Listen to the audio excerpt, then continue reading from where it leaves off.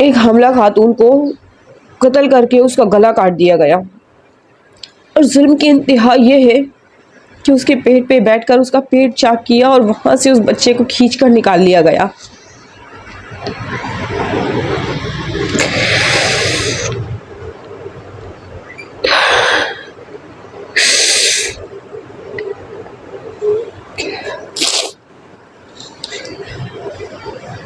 وہاں سے اس بچے کو نکال کر اسے کوئی ریسکیو نہیں دیا، بلکہ اس کی ماں کو تو قتل کیا ہی کیا۔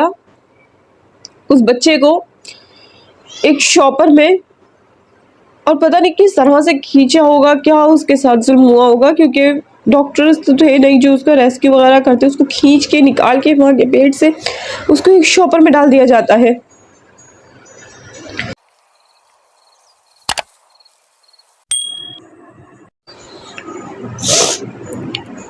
بسم اللہ الرحمن الرحیم، السلام علیکم۔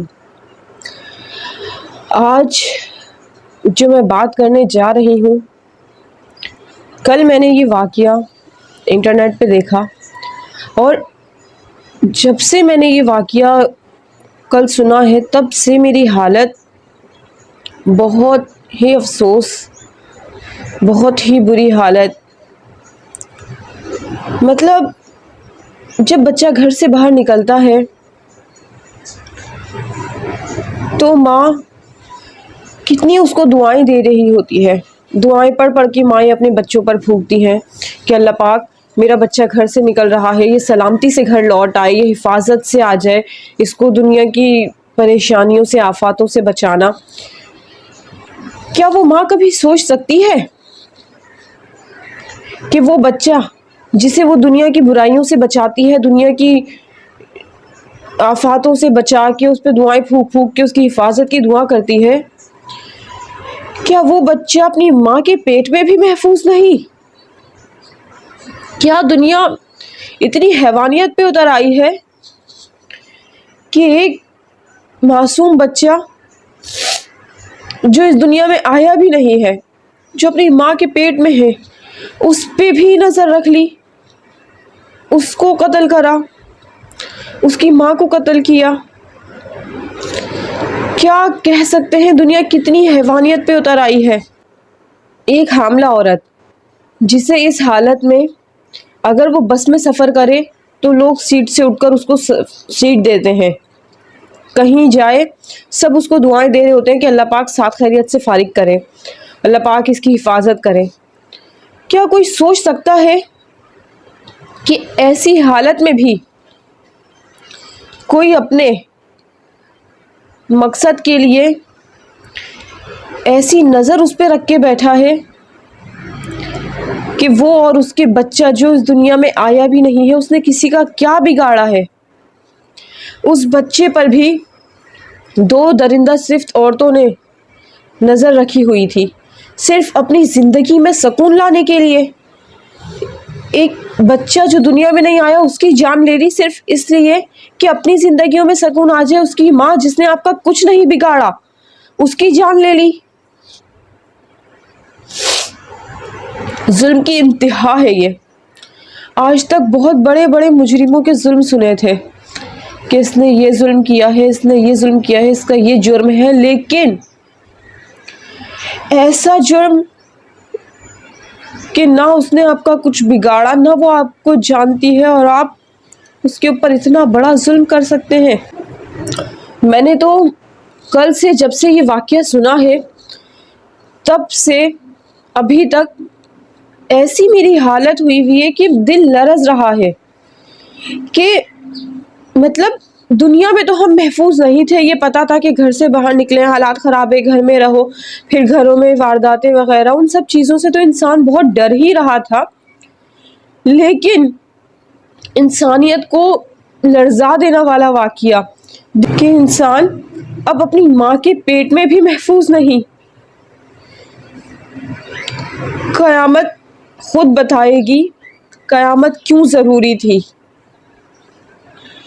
مطلب کیسے اتنی ہمت ہو جاتی ہے، ظلم کرتے ہوئے ذرا بھی خوف خدا نہیں آتا کہ اللہ تعالیٰ کیا حشر کریں گے۔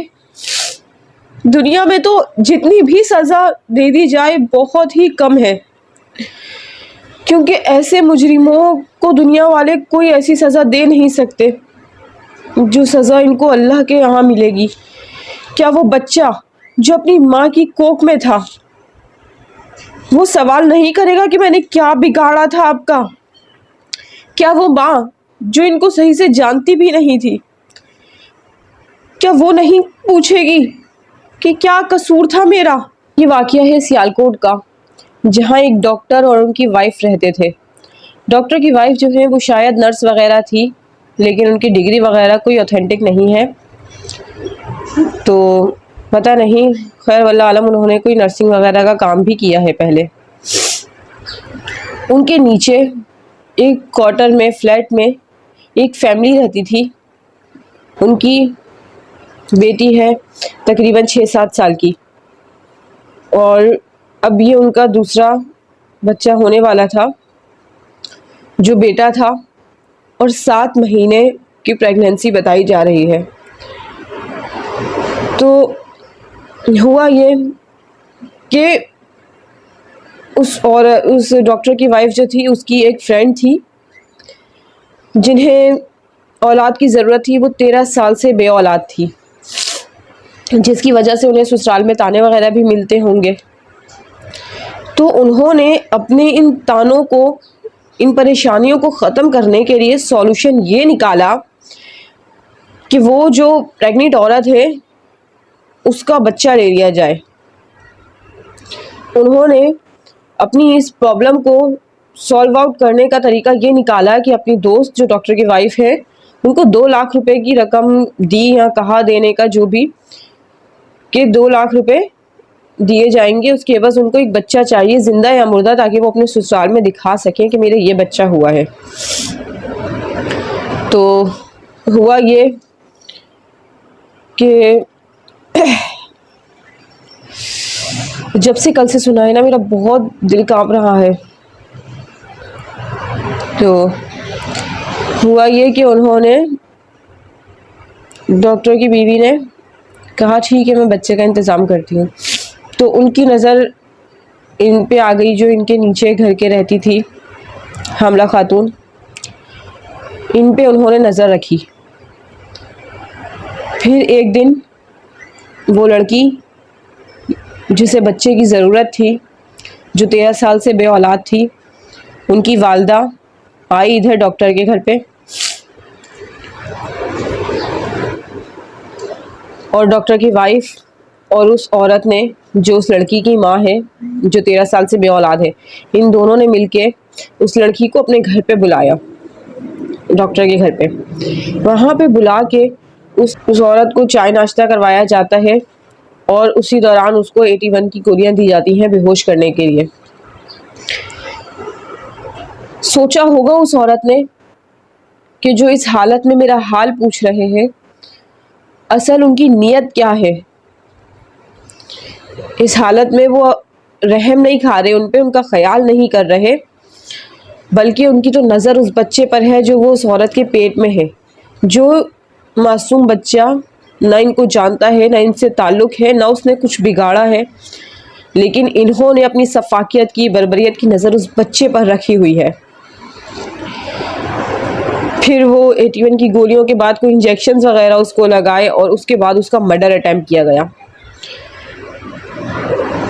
ایک حاملہ خاتون کو قتل کر کے اس کا گلا کاٹ دیا گیا، اور ظلم کی انتہا یہ ہے کہ اس کے پیٹ پہ بیٹھ کر اس کا پیٹ چاک کیا، اور وہاں سے اس بچے کو کھینچ کر نکال لیا گیا۔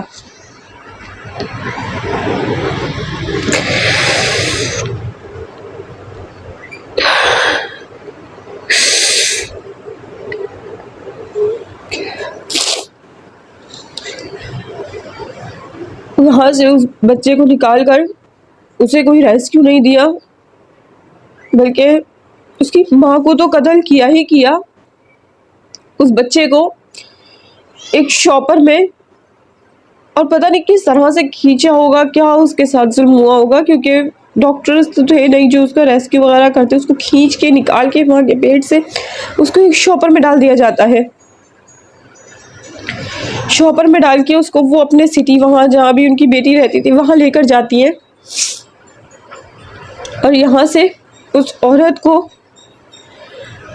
एक संदूक में पैक कर दिया जाता है, फोल्ड करके उसको मोड़ तोड़ के। संदूक छोटा होता है, औरत कहाँ से आती है उसको फोल्ड करके मोड़ तोड़ के कटी हुई औरत को संदूक में लपेट के कहीं और किसी और घर शिफ्ट कर दिया जाता है जो वहीं कहीं करीब था, और वहाँ उसके आगे फैन लगा दिया जाता है ताकि स्मेल ना उड़े, पता ना चले कि यहाँ पे लाश है।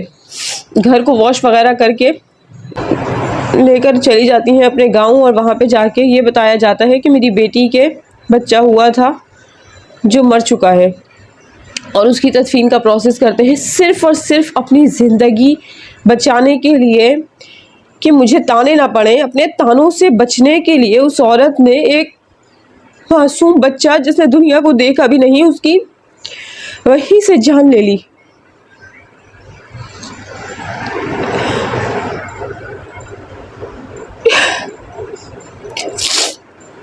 यहाँ कोई भी जुल्म होता है, सारा इल्ज़ाम हुक्मरानों पे डाला जाता है कि हुक्मरान ऐसे हैं, इस वजह से ये जुल्म हो रहा है, महंगाई की वजह से लोग चोर बन रहे, डकैत बन रहे।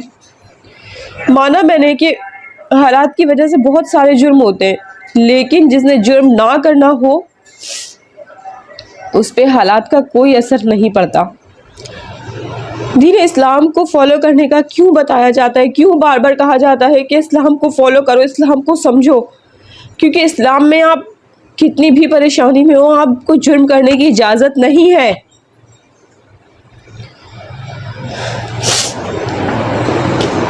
आपके पास खाने को नहीं, आप भूखे मर जाओ, लेकिन कमाओ तो मेहनत करो तो हलाल रोजी मिलेगी। क्या ये 2 लाख रुपए उस औरत को मिल गए जिसने 2 लाख रुपए के एवज अपना घर दिया, खुद मिलके कत्ल किया उस बच्चे का? वो औरत जो बे औलाद थी, उसने ये जंग किससे ली है? ये जंग तो उसने उस औरत से तो नहीं की, क्योंकि उसने तो कुछ बिगाड़ा ही नहीं था और वो कत्ल कर दी गई। ये जंग तो उसने अल्लाह से की है। क्या अल्लाह ताला कभी माफ़ करेंगे? क्योंकि उसे औलाद देना ना देना ये अल्लाह के हाथ में था, ये इंसान के हाथ में नहीं था। ये तो अल्लाह पाक की मसलिहत थी ना कि अल्लाह पाक ने उसको औलाद से नहीं नवाजा। इसमें उस औरत का क्या कसूर था जिसका बच्चा उसने इस तरह से छीन लिया, जिस औरत को बिना कसूर के कत्ल कर दिया?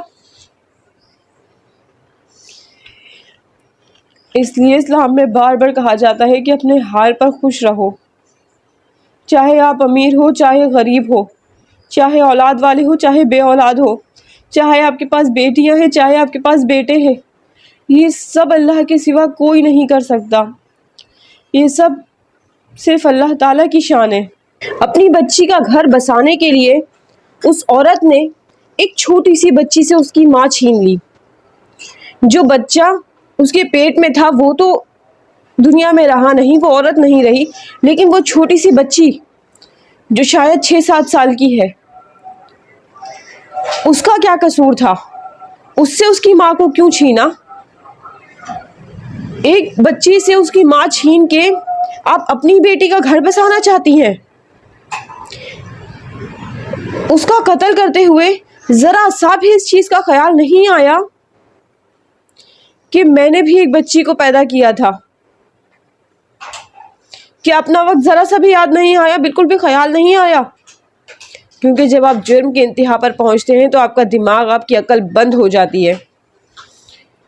तो जुर्म से बचने के लिए अल्लाह ताला का शुक्र अदा करें हर चीज़ पर, ताकि आपको नज़र आए कि अल्लाह पाक आपको कितनी नेमतों से नवाज रहे हैं जिसके हम हकदार भी नहीं हैं।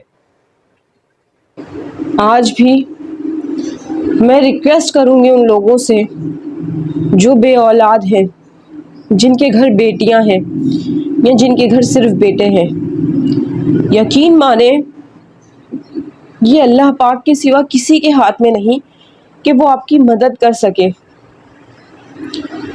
इन सब चीज़ों में अल्लाह ताला की कहीं ना कहीं कोई ना कोई मसलिहत होती है और हमारे लिए बेहतरी होती है।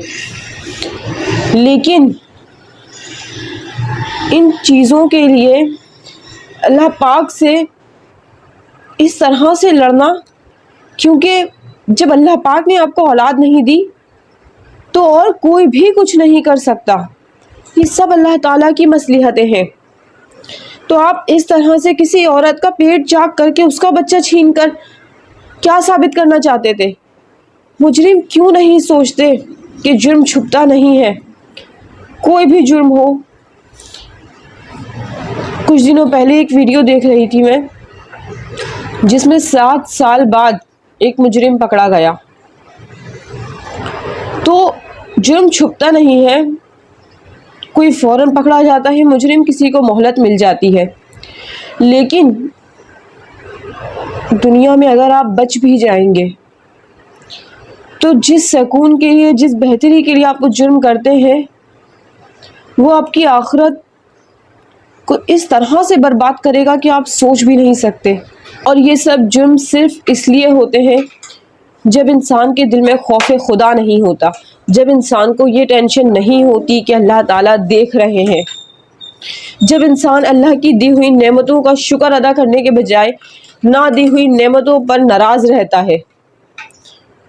یقین مانیں، آپ کے پاس جو کچھ ہے اپنے اعمال کے حساب سے سوچیں کہ آپ اس کے بھی حقدار ہیں۔ ہم لوگ کتنے اعمال کرتے ہیں اور اللہ پاک ہمیں کس طرح سے عطا کرتے ہیں۔ اگر ہمارے اعمال کے حساب سے ہمیں دیا جائے تو شاید ہمارے گھروں میں فاقے پڑ جائیں، شاید ہمارے پاس کھانے کو کچھ نہ ہو، پہننے کے لیے اچھے کپڑے نہ ہو۔ اللہ پاک تو بن مانگے ہمیں اتنا عطا کر دیتے ہیں، اور ذرا ذرا سی چیزوں کے لیے جو اللہ پاک نے ہمیں نہیں دی، اس میں اللہ پاک نے ہمارے لیے کوئی نہ کوئی بہتری رکھی ہے۔ ان چیزوں کے لیے اتنے بڑے بڑے جرم، آپ کا ذرا سا دل نہیں کانپتا؟ کیسے ہمت ہوتی ہے اتنے بڑے بڑے جرم کرنے کی؟ کیوں دل نہیں کانپتا کسی پر اتنا بڑا جبر کرتے ہوئے؟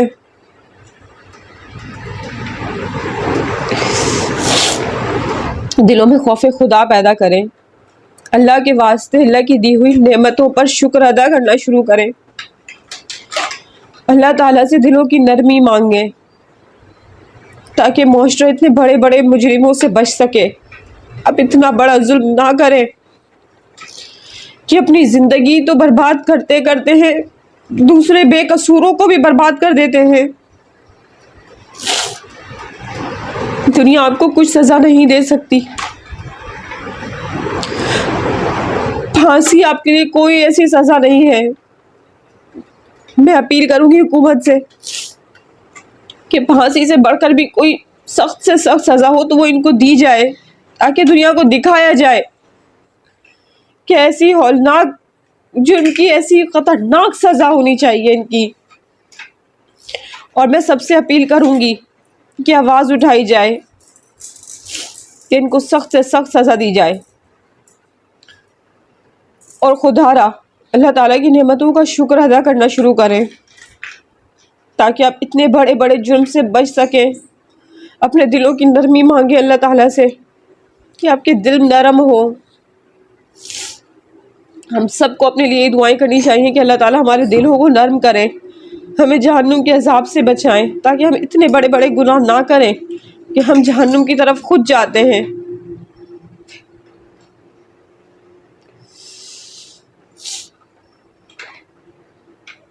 اللہ حافظ۔